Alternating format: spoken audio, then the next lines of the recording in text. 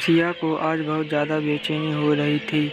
उसे समझ में नहीं आ रहा था कि आखिर वह अपने घर वालों को कैसे समझाए, उन्हें कैसे इस बात का यकीन दिलाए कि वह वाकई में करण से बहुत प्यार करती है और करण उससे, और सबसे बड़ी बात, वह फ़िलहाल किसी भी नए रिश्ते के लिए तैयार नहीं है। अभी उसे और पढ़ना है, पढ़ाई पूरी करनी है। वैसे भी ये उसके कॉलेज का आखिरी साल है।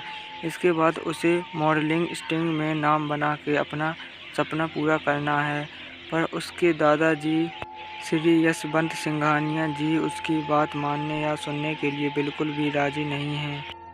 वो सिया के मॉडलिंग इंडस्ट्री में जाने की जिद से तंग आ चुके हैं और अब उन्होंने यह फैसला कर लिया कि या तो सिया चुपचाप से अपना कॉलेज ख़त्म करे और उनका परफ्यूम्स का फैमिली बिजनेस ज्वाइन करे, या फिर अब वो उसकी शादी कर देंगे।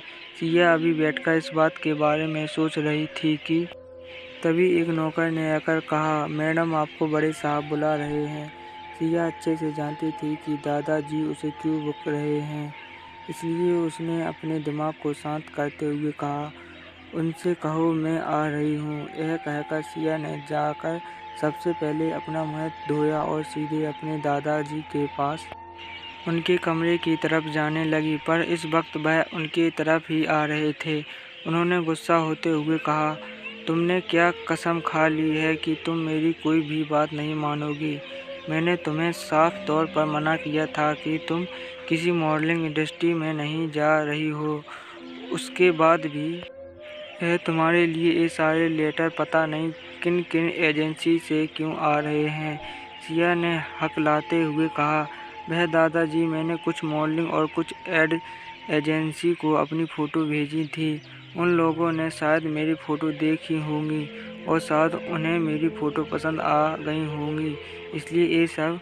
सिया अपनी बात पूरी करती उसके पहले ही उसके दादाजी ने लगभग चिल्लाते हुए कहा, यशवंत सिंघानिया जी, जब मैंने तुम्हें साफ शब्दों में कह दिया है कि तुम किसी भी तरीके की फिल्म इंडस्ट्री में नहीं जाओगी, तब तुम्हें वह बात समझ में क्यों नहीं आती? एक बात कान खोलकर अच्छे से सुन लो, सिंघानिया खानदान की औरत इस तरीके के दिखावटी धंधों में नहीं जाती।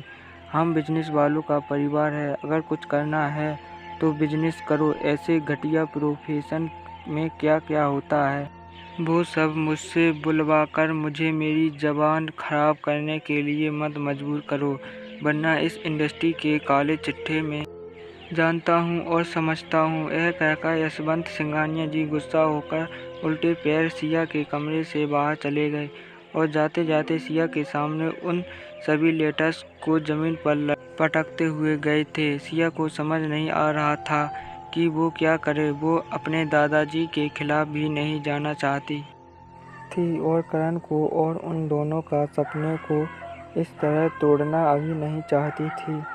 सिया ने चुपचाप से उन सभी लेटर्स को उठाया जिनमें और वापस अपने कमरे के अंदर आ गई। इन लेटर्स में उसकी फ़ोटोज़ को सराहा गया था। वह सभी मॉडलिंग एजेंसी उसके साथ काम करनी चाहती थीं, मगर सिया के दादाजी ने उसे एक्ट्रेस बनने के लिए मना कर दिया और वह रोते रोते अपने कमरे में चली गई।